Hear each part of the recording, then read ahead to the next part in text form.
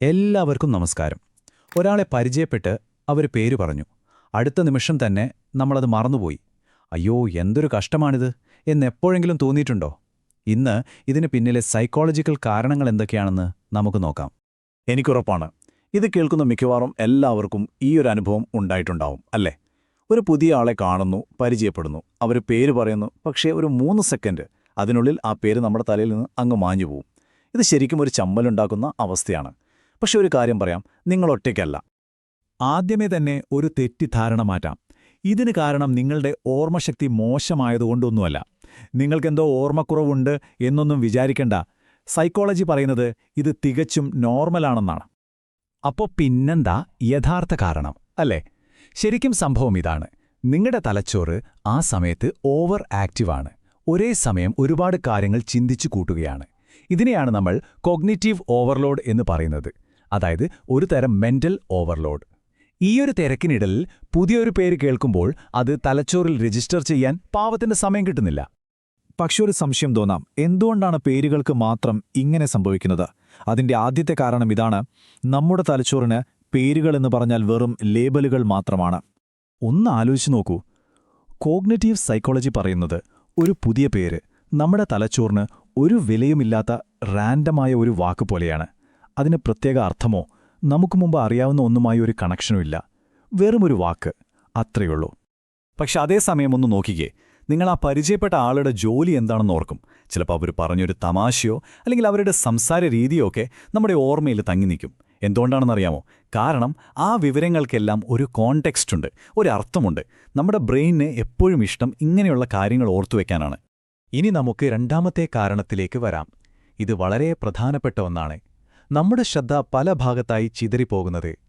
ഒരാളെ ആദ്യമായി കാണുമ്പോൾ നമ്മുടെ തലച്ചോർ ഒരു മൾട്ടി ടാസ്കറാണ്. ഒരേ സമയം പല കാര്യങ്ങൾ ചെയ്യുന്നുണ്ടാകും. ഇതിനെയാണ് സൈക്കോളജിയിൽ ഡിവൈഡഡ് അറ്റൻഷൻ എന്ന് വിളിക്കുന്നത്. സിമ്പിളായി പറഞ്ഞാൽ നമ്മുടെ ഫോക്കസ് മുഴുവനായി ആ പേര് കേൾക്കുന്നതിലായിരിക്കില്ല, അത് പല ചിന്തകളിലായി വിഭജിക്കപ്പെട്ടു പോകും.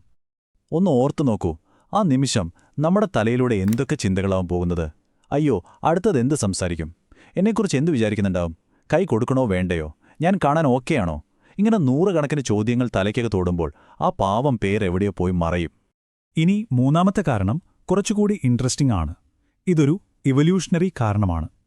അതായത് നമ്മുടെ മനുഷ്യന്റെ തലച്ചോറ് കാലങ്ങളായി രൂപപ്പെട്ടു വന്ന രീതി അനുസരിച്ച് പേരുകളേക്കാൾ പ്രാധാന്യം കൊടുക്കുന്നത് മുഖങ്ങൾക്കാണ്. ഇതൊരു അത്ഭുതമാണ്, അല്ലേ? മുഖങ്ങൾ തിരിച്ചറിയാൻ വേണ്ടി മാത്രം നമ്മുടെ തലച്ചോറിൽ ഒരു സ്പെഷ്യൽ ഏരിയ തന്നെയുണ്ട്. അതുകൊണ്ടാണ് നമ്മൾ വർഷങ്ങൾക്ക് ശേഷം ഒരാളെ കണ്ടാലും എവിടെയോ കണ്ടിട്ടുണ്ടല്ലോ എന്ന് മുഖമോർത്തെടുക്കുന്നത്. പക്ഷെ പേരോ, അത് തലച്ചോറിന് വെറുമൊരു സാധാരണ വാക്കു മാത്രം. നാലാമത്തെ കാരണം നമ്മുടെ ഓർമ്മ പ്രവർത്തിക്കുന്നതിന്റെ അടിസ്ഥാനവുമായി ബന്ധപ്പെട്ടതാണ്. അതാണ് അസോസിയേഷൻ അല്ലെങ്കിൽ കണക്ഷൻ ഉണ്ടാക്കൽ. പുതിയ പേരുകൾ ഓർക്കുമ്പോൾ നമുക്ക് മിസ്സായി പോകുന്നതും ഈ ഒരു കണക്ഷനാണ്. ഒരു കാര്യം ഓർമ്മയിൽ നിൽക്കണമെങ്കിൽ എന്തു ചെയ്യണം? നമുക്ക് ഓൾറെഡി അറിയാവുന്ന ഒന്നുമായി അതിനെ കണക്ട് ചെയ്യണം.